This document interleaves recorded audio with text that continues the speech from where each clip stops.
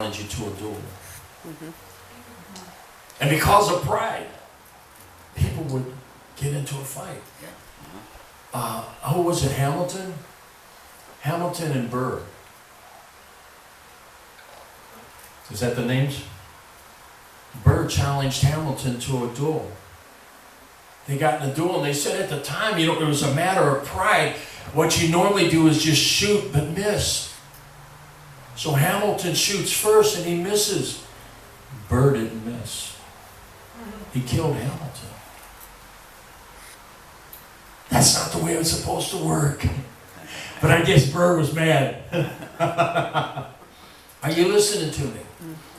When Jesus said when they smack you on the cheek, just turn your cheek. He's talking about don't allow people to get you into foolish skirmishes. Don't allow people to challenge you to do something that's beneath you. To challenge you into a fight that you need to avoid. We're not talking about law here, folks. We're not talking about defending your home, folks. We're talking about your pride. And Jesus is saying, humble yourself and turn the other cheek. Right. That's a hard thing to do. Yes, it is. See, the hard thing to do is for someone to say, you ain't nothing but a little punk. For you not to say, what? You call me what? You understand what I'm trying to say now? They may not smack you in the face. They may just call you out. Try to call you out in front of your friends. Yep. Try to embarrass you. And the hardest thing to do is to walk away. Hardest thing to do is to say, hey, you have a nice day, and walk away. That's because even medicine knows that's hard. Too many times we want to strike back. Yep. And too many times we get ourselves in a lot of trouble. Amen? How many people has gone to prison for murder simply because they refuse to walk away? That's right. That's right. Amen? So he says, but whosoever shall smite thee on the right cheek, turn to him also. Turn to him the other also. And if any man will sue thee at the law, and take away that coat, let him take away that coat also. That's hard too. You're going to sue me and take something that belongs to me? Do you know that the Hatfield and McCoy's feud started over some property that the Hatfields won in a lawsuit? There's a man by the name of, I can't remember his first name, but his last name was Klein. He was a cousin to the McCoys. And there was thousands of acres of wooded property. And I don't remember exactly what the dispute was, but they had a dispute, and Devil Anse Hatfield won that property in a lawsuit. And 20 years later, Klein is still upset about it and encouraging the Hatfields to do things that they shouldn't be doing. And not the Hatfields, the McCoys. And the poor McCoys got the raw end of the deal because just about all of them got killed off. Not all of them, there was somewhat, but several of those, I think it was 4 boys got killed because they killed Devil Anse's brother. And they took him they were going to put him in prison, and Devil Anse said, no, we're not having this. They took him and they said, if my brother dies, they all die. If he lives, they can go free. Well, he died. They took him out. Have you ever heard that how they took him down under the pawpaw trees? That's kind of a pretty famous story how the Hatfields took him over into Kentucky so that the murder would be in another state, lined him up, tied him up to a pawpaw tree, and they shot him and killed all 4 of them. Amen? And all because of one guy couldn't get over the fact that he lost a lawsuit and he kept dragging things in the mud over and over and over. Amen? That's just a story that I'm using as an example of things that can happen when you just won't let things go. And some people will never let things go. He said, if they take your coat, give them your cloak also. In other words, you have no control over me. See, the problem is, we don't want to be controlled. Right. Nobody wants to be controlled by someone else.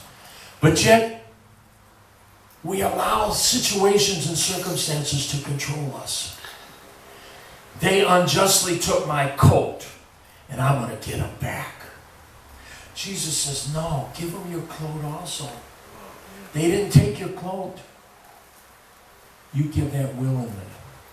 Are you getting this? Are you getting this? Nobody said it was easy, Dennis. But you can't dwell on stuff that will destroy you. Right. That's what I try to tell you all the time. This destroys you. Vengeance, it's been said, when you have vengeance, you might as well dig 2 graves. Right. That's true. Because you're not only going to kill the person that you hate, you're killing yourself as well. Exactly. Amen? Exactly. And if they take something from you, yes, it's hard for you to release it, but you'll never get the victory until you do. That's right. I'll never forget, I had bought this car. I had not a brand new car, it was a 2-year-old car.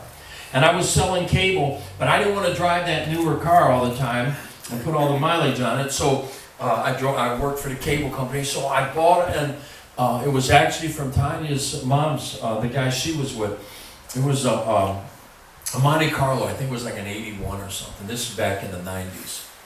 And it was a nice car, but it was just an older car. I just needed it for work. Yeah. I come out one day, it was gone. Come to find out, this kid in the neighborhood was nothing but problems. He'd been in prison all his life, since now, looking back.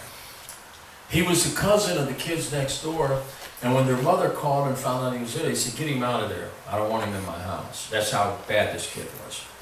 It was raining, so he decided to steal my car. I was obsessed, Bonnie. I'm driving around everywhere. I'm finding out, they take stolen cars down here off of 55th. So me and Ann, and I think Tanya might have been with us, she was still little. We drive over there. I'm looking for my car, Carl. I'm gonna find my car. All of a sudden, there's a cop down the street, and I see him. Pshoo! He's right on me. What are you doing down here? We're looking for my car, buddy. That's what we're doing down here. He's like, oh, well, we're looking for a car too. We thought you might be it. I'm looking everywhere. We're down at the Kmart's on Broadway, and all of a sudden, I see my car zoom up Broadway. But I'm way over in the parking lot. Couldn't get to it. By the time I got my car, it was gone. This went on for a week or 2. I'm obsessed. I'm looking everywhere. Finally, the Lord was telling me, you got to release that car, son. That car has got you consumed. Yeah. You are a prisoner to that car. You got to let it go. Finally, I said, Lord, I release it. I give it to them. Even if they find it, they can have it. I don't want it. Well, they found it like the next day. Burned.